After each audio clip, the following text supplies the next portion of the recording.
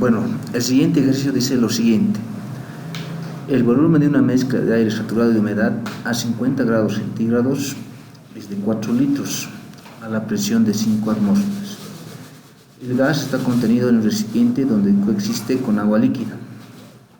Calcular, inciso A, la presión total final cuando isotérmicamente esta masa gaseosa se expande sobre agua hasta un volumen de 20 litros. Y inciso B, la masa de agua que debe evaporarse para mantener el aire saturado de humedad. La presión de vapor del agua a 50 grados centígrados es de 92.5 milímetros de mercurio.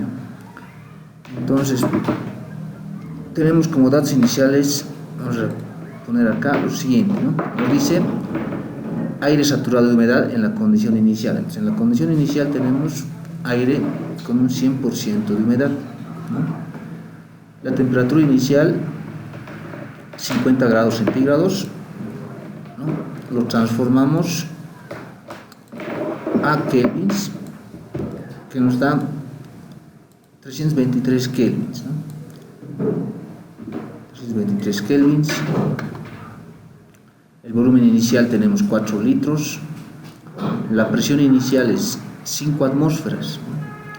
Transformándolo a milímetros de mercurio nos da 3.800 milímetros de mercurio. Después tenemos la presión de vapor de saturación a 50 grados centígrados en el enunciado del problema, 92.5 milímetros de mercurio. Entonces, en la condición inicial nosotros podemos calcular la presión de gas seco que tenemos inicialmente, ¿no? Aplicamos la ley de Dalton, que nos dice que la presión total es igual a la presión del gas seco más humedad relativa por la presión de vapor de saturación, ¿no? Entonces, este gas húmedo que tenemos nosotros lo podemos tomar como dos componentes, ¿no? Uno de ellos es el gas seco y el otro componente es el vapor, que en este caso el vapor, como nos dice el problema, es el agua, ¿no? ¿Listo? Entonces aplicamos la ley de Dalton, como les dije. Entonces de ahí despejamos a qué es igual la presión del gas seco inicialmente. La presión del gas seco inicialmente va a ser presión total menos la presión de vapor, ¿no? Y la presión de vapor va a ser igual humedad relativa por la presión de vapor de saturación, ¿no? Reemplazamos valores, presión total inicial en milímetros de mercurio 3800 menos humedad relativa en tanto por 1 va a ser 1, o sea 100 dividido entre 100, 1, por la presión de vapor de saturación 92.5. Hacemos operaciones y tenemos que la presión total del gas seco inicialmente es 3707.5 milímetros de mercurio, ¿no? La presión del gas seco en la condición inicial. Ahora nos dice que el gas se expande sobre agua hasta alcanzar 20 litros, ¿no? Isotérmicamente. Entonces, como dato, en la condición final tendríamos que T2 es igual a T1, ¿no? Volumen 2 va a ser 20 litros y vamos a mantener la humedad de saturación, o sea, la humedad en la condición final nos dice que para mantener el aire saturado de humedad, entonces la humedad relativa en la condición final va a ser del 100%, ¿no? Y como la temperatura es constante, la presión de vapor en la condición final va a seguir siendo 92.5, ¿no? Porque la temperatura no ha cambiado. La presión de vapor depende de la temperatura. Si la temperatura no cambia, la presión de vapor va a mantener el mismo valor, ¿no? Ahora entonces vamos a calcular la presión del gas seco en la condición final. Como se trata de un proceso isotérmico, aplicamos la ley de Boyle, ¿no? Pero la ley de Boyle nos dice que además que la temperatura sea constante, los números de moles también tienen que ser constantes, ¿no? La ley de Boyle. Entonces, del que está permaneciendo constante sus números de moles es del gas seco. Entonces es por eso que acá estoy aplicando la ley de Boyle al gas seco, porque del gas seco permanecen sus números de moles constantes.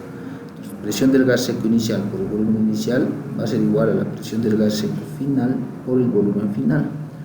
De ahí puedo despejar la presión del gas seco final, que va a ser igual a la presión del gas seco inicial por el volumen inicial sobre volumen final. Tengo la presión del gas seco inicial, que he hecho un cálculo anteriormente, 3.707.5 milímetros de mercurio. Tengo el volumen inicial 4 litros y tengo el volumen final de 20 litros, ¿no? Hago operaciones y me da la presión del gas seco final 741.5 milímetros de mercurio. Esta es la presión del gas seco final. Y en la condición final también vuelvo a aplicar la ley de Dalton, ¿no? Entonces la presión total va a ser igual a la presión del gas seco final más humedad relativa final por la presión de vapor de saturación final. Entonces tengo todos los datos para poder determinar la presión total final, ¿no? Presión del gas seco final 741.5 milímetros de mercurio más humedad relativa en tanto por 1 va a ser 1 por 92.5, que es la presión de vapor de saturación.